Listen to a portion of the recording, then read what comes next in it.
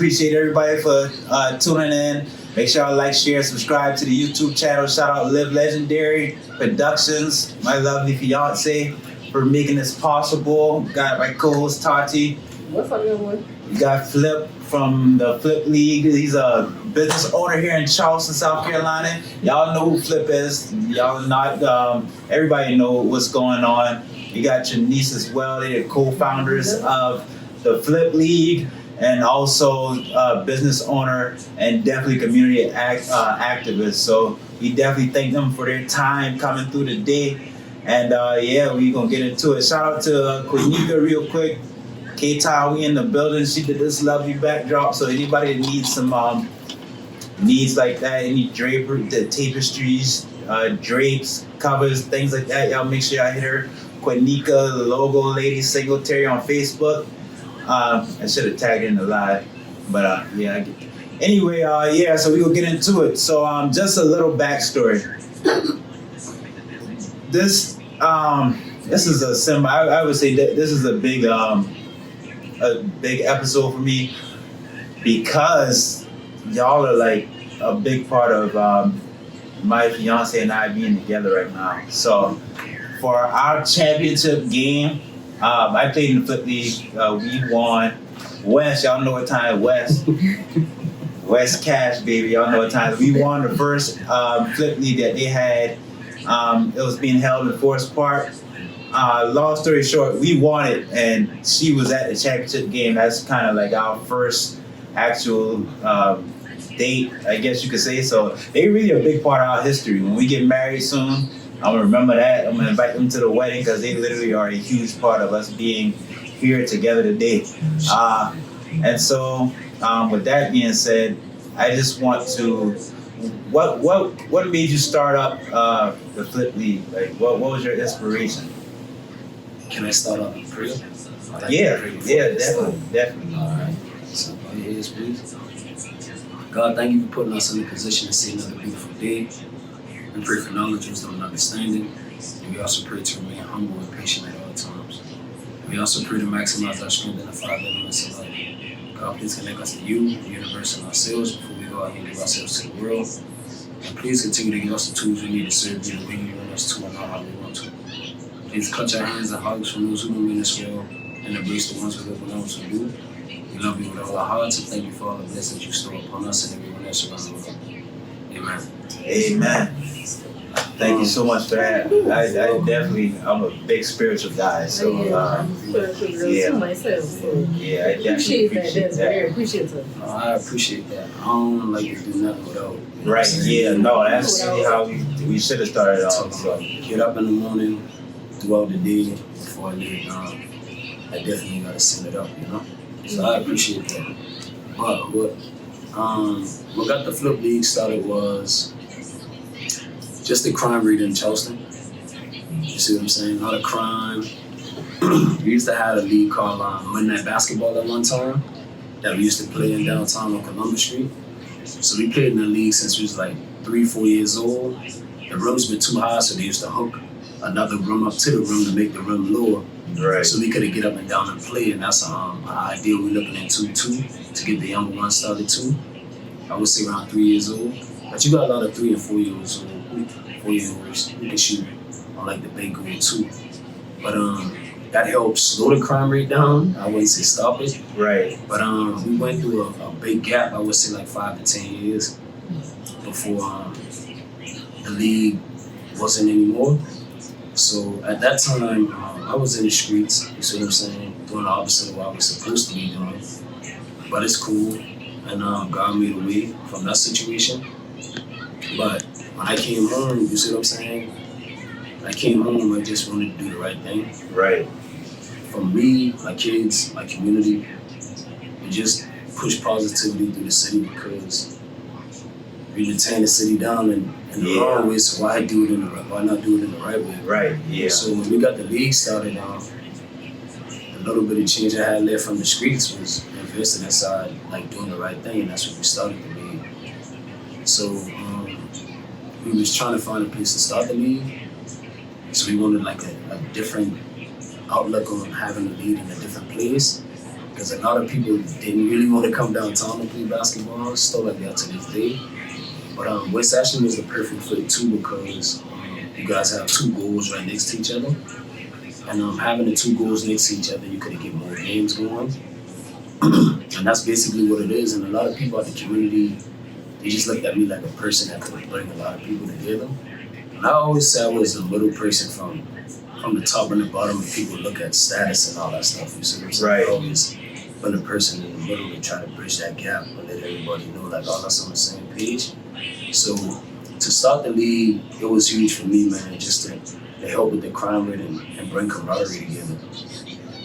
And then I had a conversation with like the chief of police and some officers and stuff like that when a lot of crime was going on and bridging the gap between the community and the officers too.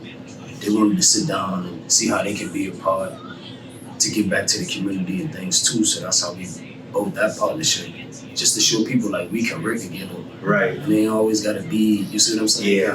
Us coming up, we was taught to not cooperate, not talk to, not to even interact with a police officer. But one thing we gotta know and understand, some of our kids wanna be police officers and stuff one day. They That's might wanna true. take that approach. So Right.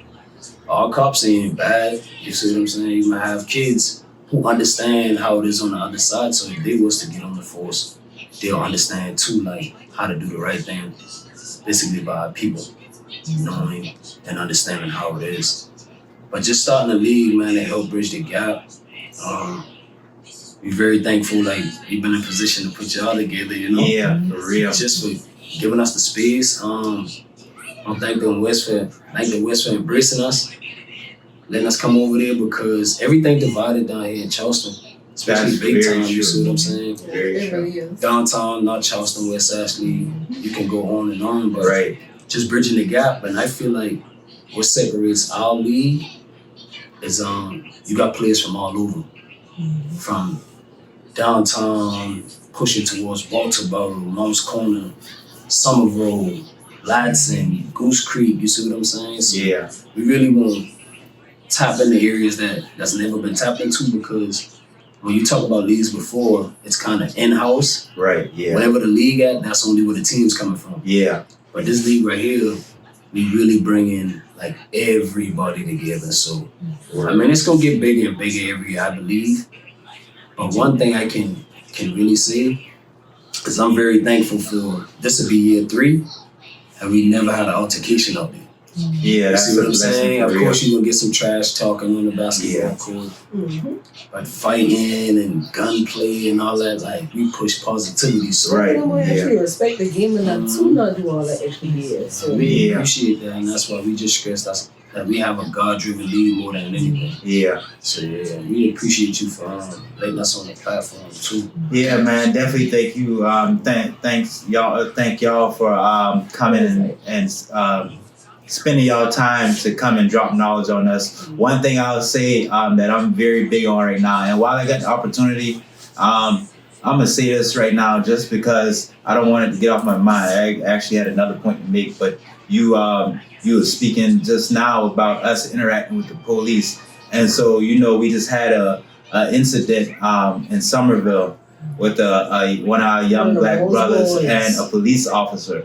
And so I won't speak in particulars to that situation, but one thing I will say, I work downtown, right? I've been working downtown at this particular job right now for over 2 years. So one thing that I see all the time, and the reason why I'm saying this is because I really think that this people don't see this, and this needs to be known.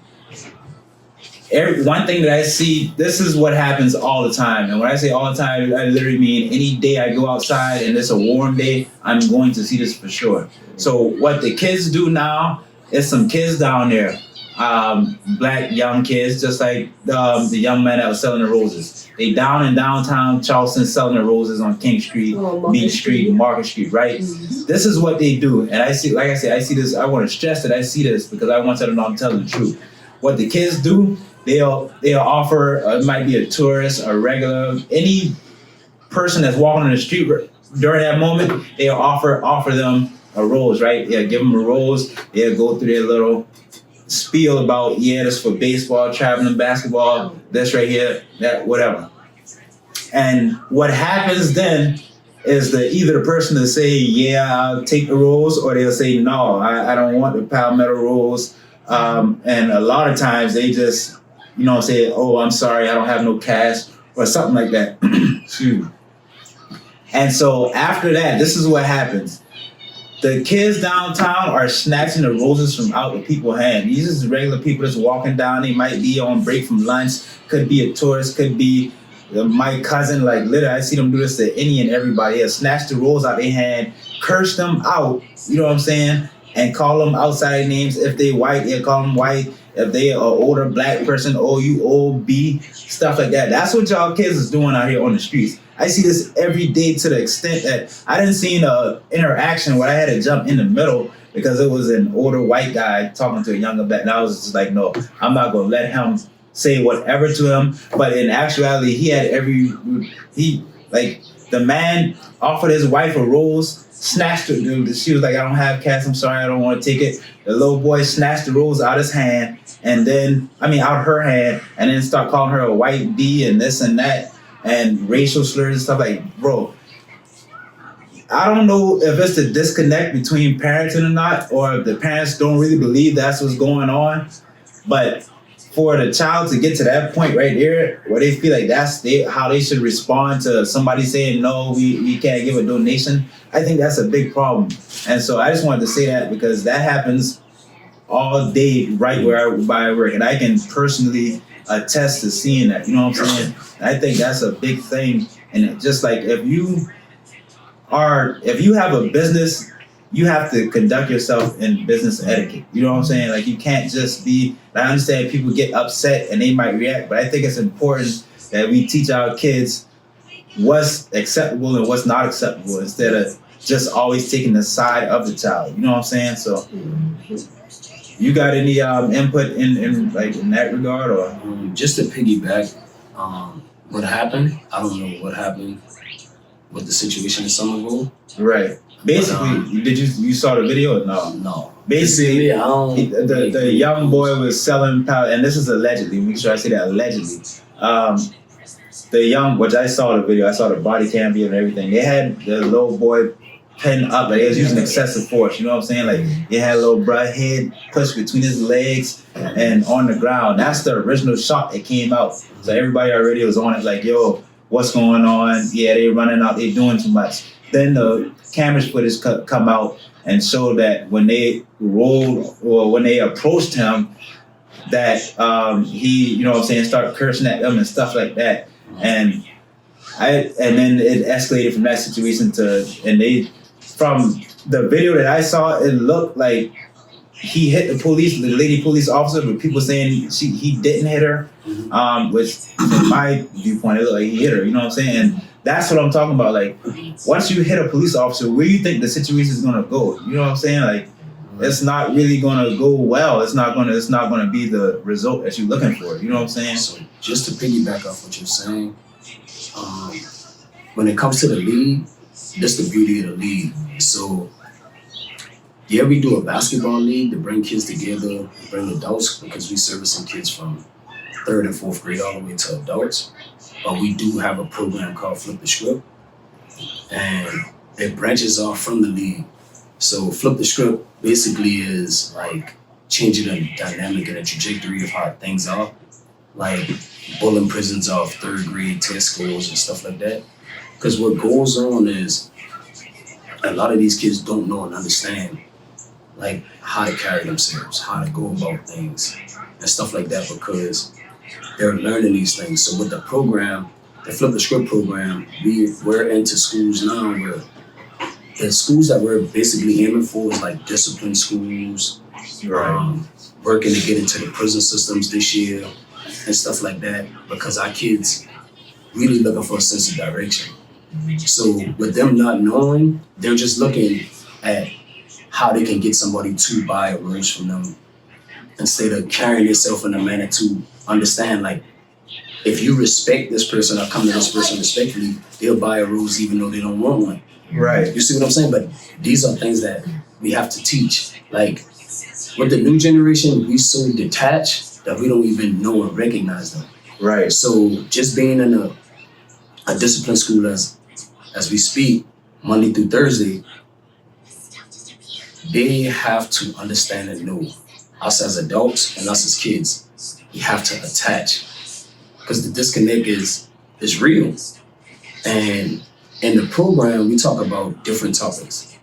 So every day we pick a topic and we just touch on a topic. So we talk about topics from girls to guns to drugs to the prison systems to the relationship with your parents, the relationship with your siblings. Like we talk about everything.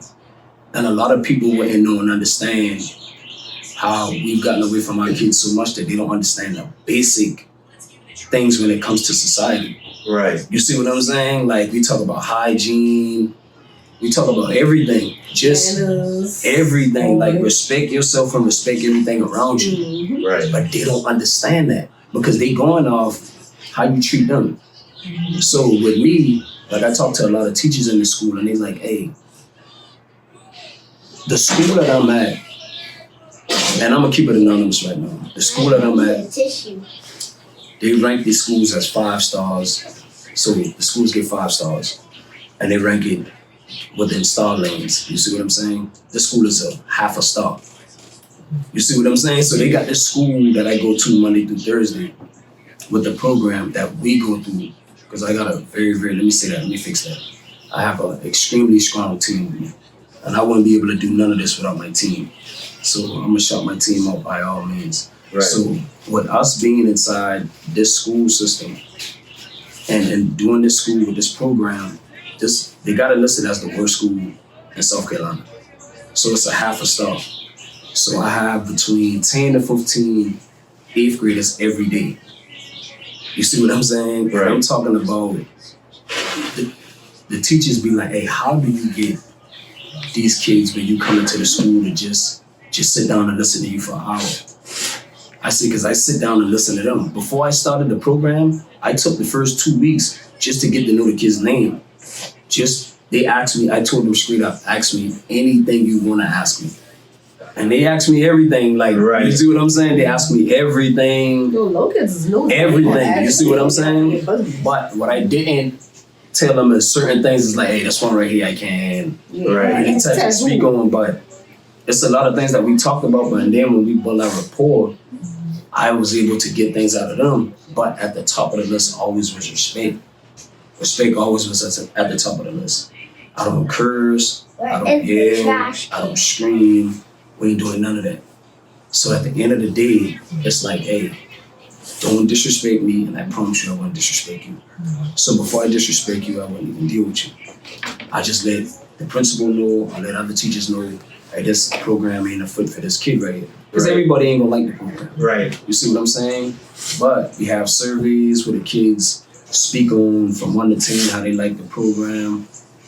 And we look forward, and I told them every day, I look forward to seeing y'all because when you pull up to the school is like caged like a prison. You see what I'm saying? It's caged like a prison. You have teachers walking the hall while we in the classroom like correctional officers. And I let them know, like, if you get expelled like this school, it's preparing you for the prison system. Because this how it looks. You see what I'm saying? Right. Everything about the school looks like a prison setting. So when it's all said and done, we have to know and understand, like, when you build a rapport with these kids, man, what you give them, they'll give you. Right. And not to discredit the situation because I don't know what's happening, so I definitely don't speak on something that I don't know about. Right. But I feel like we got to do our job better inside the community instead of, well, this younger generation, man, they don't know this and that. You see what I'm saying? Because I got kids in almost every generation. Yeah. And I'm just being honest, biological. So understanding my oldest kids dealt with different things that my younger kids that are going to deal with. You see what I'm saying? So we just got to do a better job. Like we got to do our part to guide young women. We need more women. You see what I'm saying? I'm just being honest. Strong black women to guide our young black women. Strong black men to guide our young men. Because it's a disconnect, and it's going to be more things and worse things happen if we don't like bridge that gap between. Right. Yeah. You see what I'm saying? What's going on? So I hope I was able to answer. No, yeah, you definitely answered the question, and I definitely agree. You had something you wanted to say, Tom? Yeah, I was gonna say. Well, matter of fact, last episode when Courtney was talking about a village, really, when I look at our generation, the village just throws out their younger kids out like wolves. So they have to learn life on their own. Whereas, like some of the people in our generation, they actually try to be a better person and actually try to, but it's like hard trying to be a better person when you got all type of people around you. So yes, like you said, we do have to reconnect back to our younger generation, because the more they try to look up to us to do better, to learn from the wrongdoing that they did or the wrongdoing that we do, so that they can correct it, going forward. So with that being said, matter of fact, I saw it myself, trying to be such a decent person and seeing all the temptation in the world, but you just have to find like your decent people to mentor you along the way.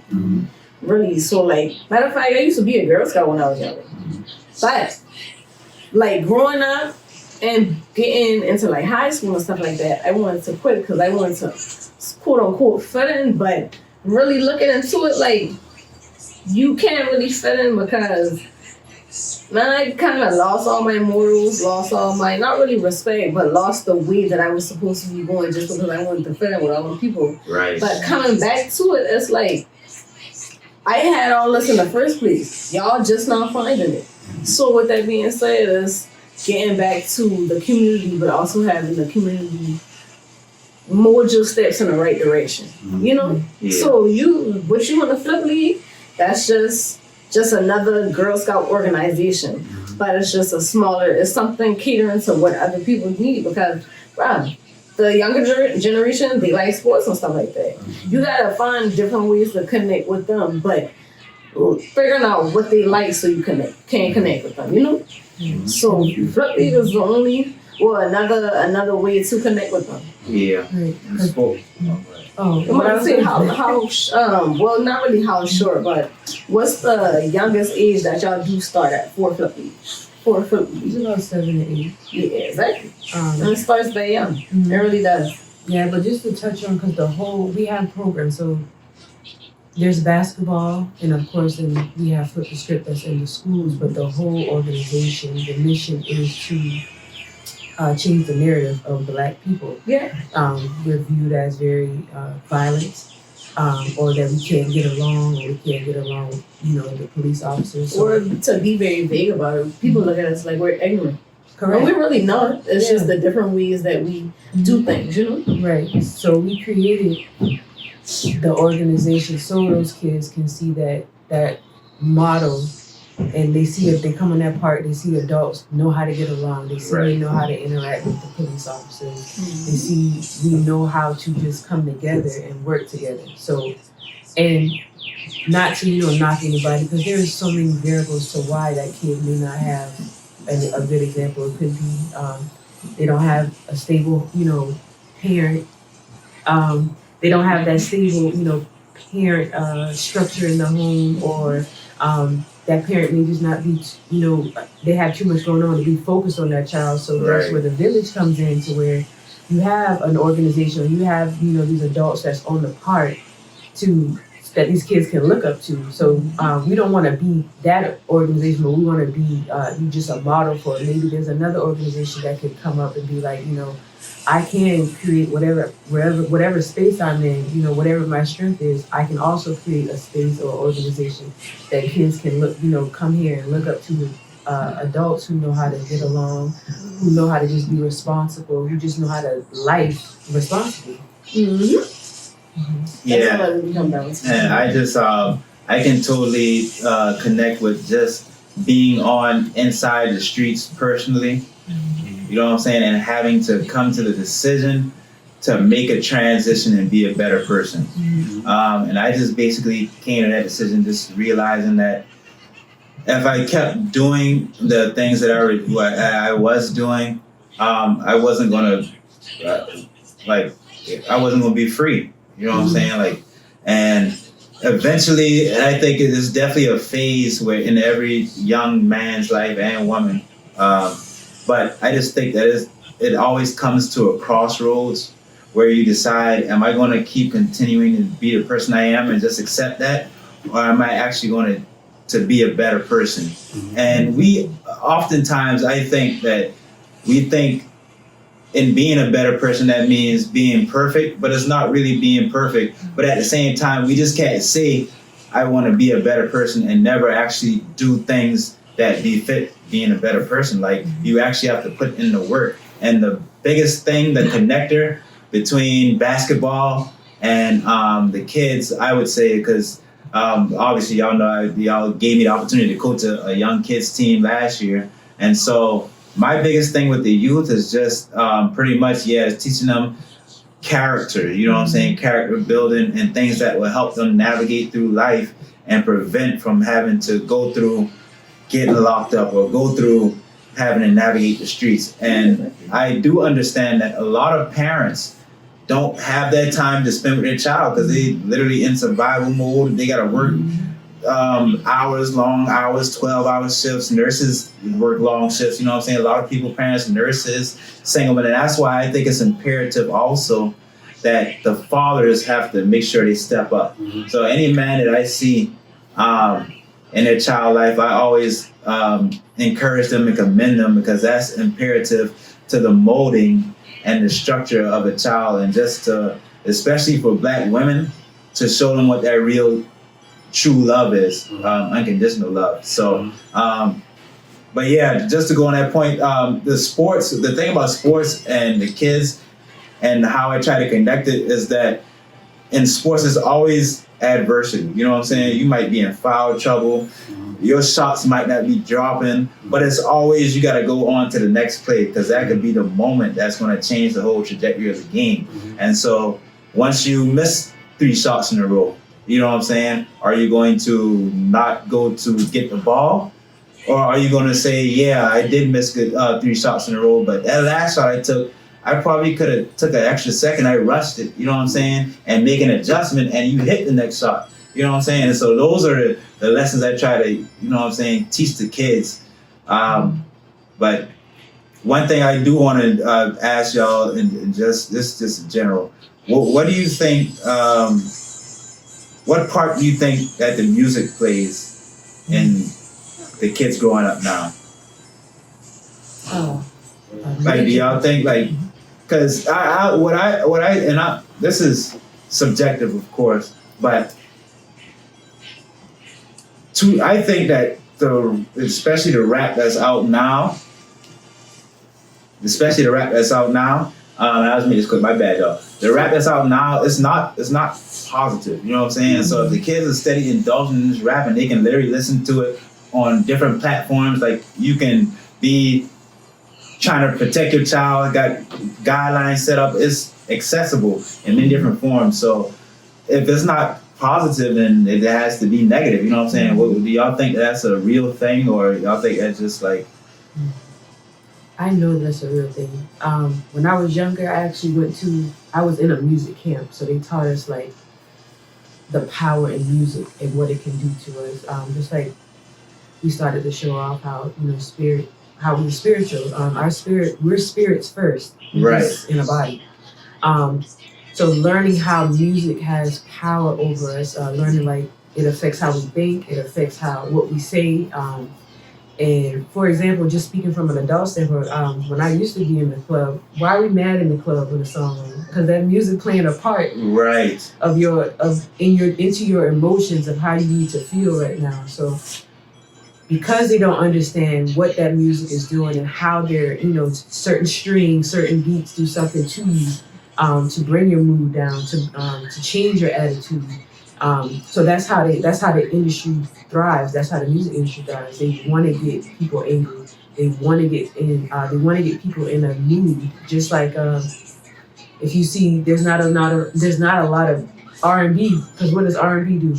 It spreads more love. Right. There's more family. There's more, people coming together.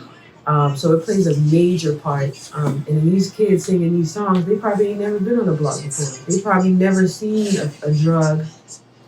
They've never seen anybody shoot anybody, but they're talking about it. And then that's going in their mind. They're saying these things. Now that you're saying it, that plays a part because now that's forming in your mind. Whatever you say, that comes out. Right. And they don't understand that. And I think if children understand that their words hold power, they'll be more mindful of just what they say. And of course, we can't treat them like children. They're just little people that need to be supervised. So we have to teach them. That's a part of life. This is how you need to be taught on how to face life. You got to watch what you say. Well, we're gonna take a quick break. We'll be right back. Y'all, thank y'all so much for tuning in. We are back with Plugged In Entertainment Podcast. What's up, y'all boy? We thank our special guests today, Bino and Flip, once again for coming, dropping some wisdom on us.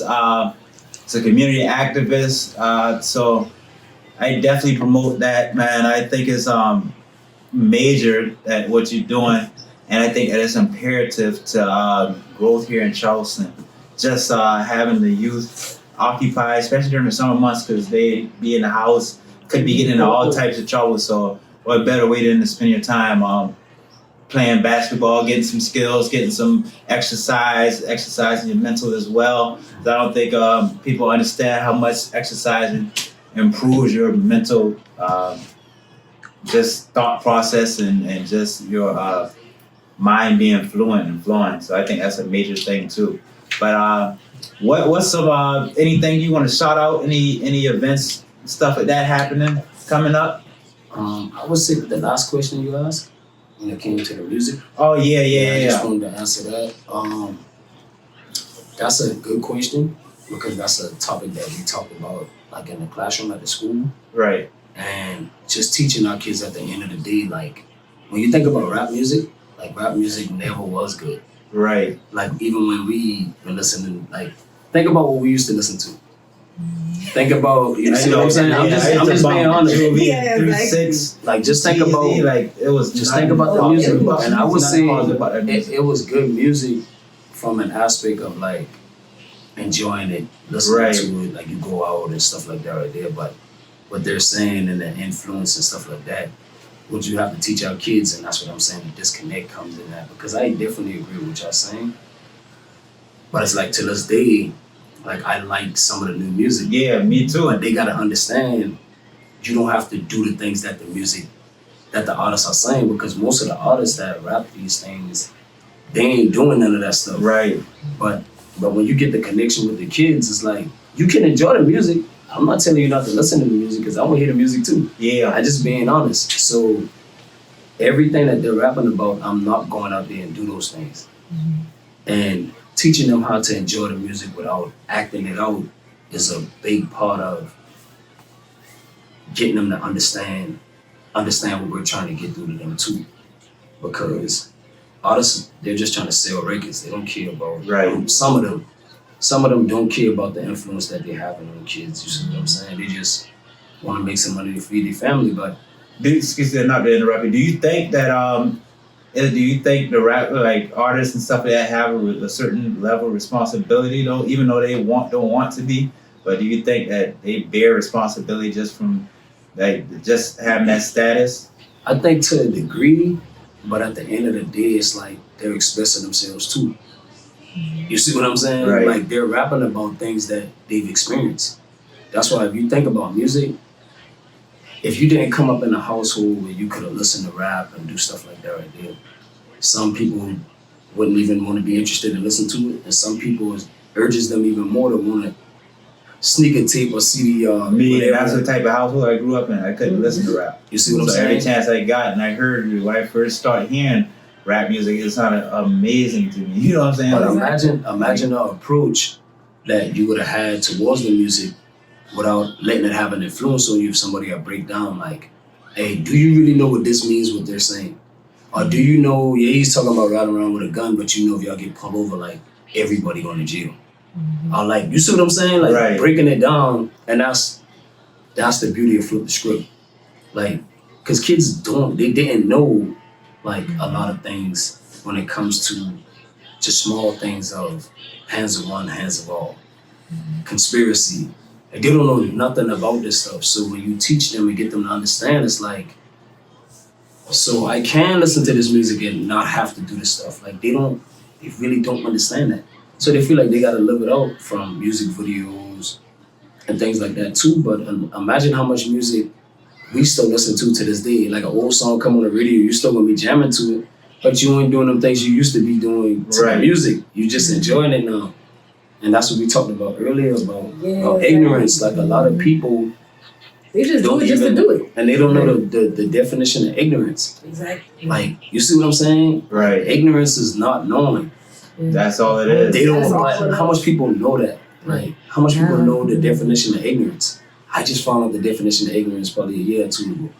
And if somebody call me ignorant, I'm looking at them more like they say something disrespectful. Right, yeah. Exactly. And that's one thing I am grateful for. With growing up, my dad, our punishment used to be, we used to have to read encyclopedia, read a dictionary, and I was just a natural reader, nerd, super nerd in school anyway. Because you know what I'm saying, I was considered lame. You know what I'm saying, because I had everything fresh and stuff like that. So yeah.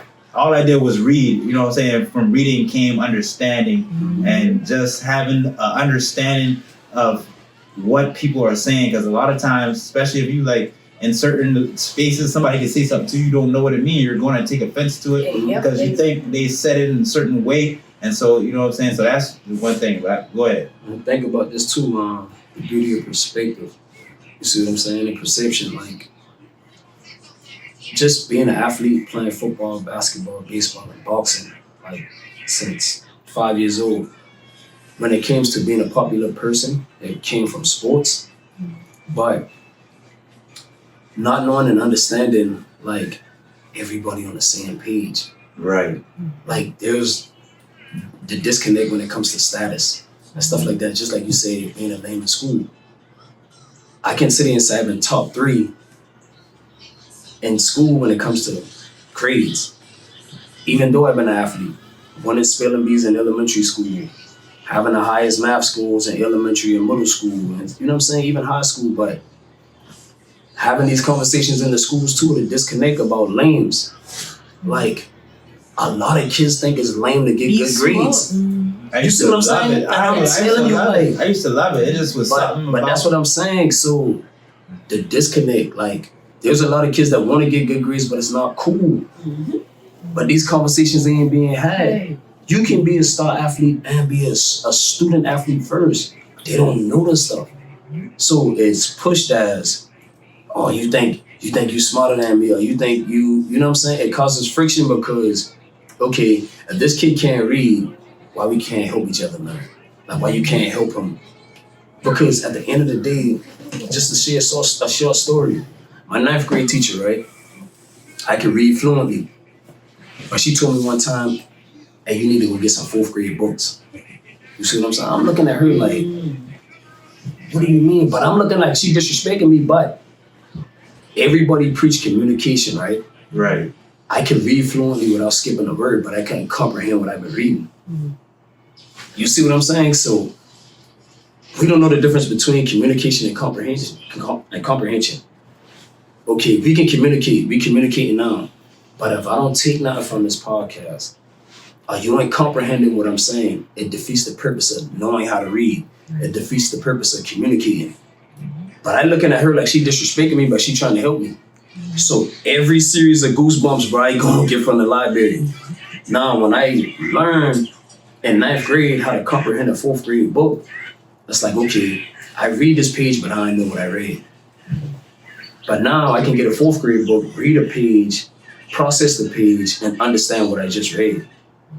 The disconnect. You see what I'm saying? Right. The conversation that's not being had, but I mean, we can go on and on, man. Yeah. But, you know what I'm saying? Yeah. Like I said, man, I appreciate you for letting us on your platform. Yeah. And the last thing I'm gonna say is, what you're doing, man, it's a beautiful thing. You're gonna reach a lot of people, and just keep doing what you do. You see what I'm saying? A lot of people ain't gonna buy into what you're doing. And it's okay. Just gravitate and touch the people that God put on your heart to touch. Because there's gonna be a lot of names of people that you wanna get on there, that can feel like the table too small for them to come right here. Right. You see what I'm saying? And why we gonna always be blessed because, like I said before, I have an extremely strong team. Like, I'm just a mustard seed on what you see with what we doing. Like, my team's so strong, they'll put me in the forefront. I know it's hard for them to push me there, but they'll put me there just to speak my mind on what we've built. You'll never hear me say I, me. And if I say that, I'm gonna fix that because I know how strong my team is. And in Charleston, it's extremely hard to get people together, to work together. And until we break that in South Carolina, we gonna take off when we get out each other's way. Cause all us in each other's way, man. We gotta work together. It comes from videography, choreography, rapping, basketball leagues, football leagues. We can touch on different, you know what I'm saying, platforms, but until we get out our own way and start working together, and who's to say you're not the blueprint on doing that? So I just want you to know, man, like, we're very appreciative, thankful, and grateful for you giving us the opportunity to share our space on your platform. Well, I definitely appreciate y'all coming through, man. One thing I'll say, bro, you definitely got a great vibe about you. I feel like I could talk to you all day and I can just learn stuff from you. So people like that, I always appreciate. And literally, my partner is a byproduct of you, for in a sense, you know what I'm saying? So I thank you for that, for having a big impact on who I'm with today. We definitely thank you for everything you do for Charleston and South Carolina in general. And just to touch real quick on the point, that's what this platform is about bringing us together and showcasing us South Carolina talents and things like that. And so, yeah, some people ain't gonna get it. Hopefully they get on board, but we definitely appreciate you for coming through, bro, and continue doing what you're doing. I love it. You know, I'm gonna be a part of it every chance I get. I'm gonna be a part of it, you know what I'm saying? And yeah, we just thank you once again, and you too as well, you know. So thank y'all. This is this is the number 7 episode of Plugged In Podcast. We thank y'all so much for tuning in. Like, share, subscribe, and all videos drop on Saturday 8 p.m. Y'all make sure y'all check out all the Flip and Bino's endeavors, business endeavors. He's a business owner, community activist, and of course the co-founders of the Flip League. So it's gonna be starting up in summer, and that's a wrap, y'all. We out. All right, see y'all next time. All right.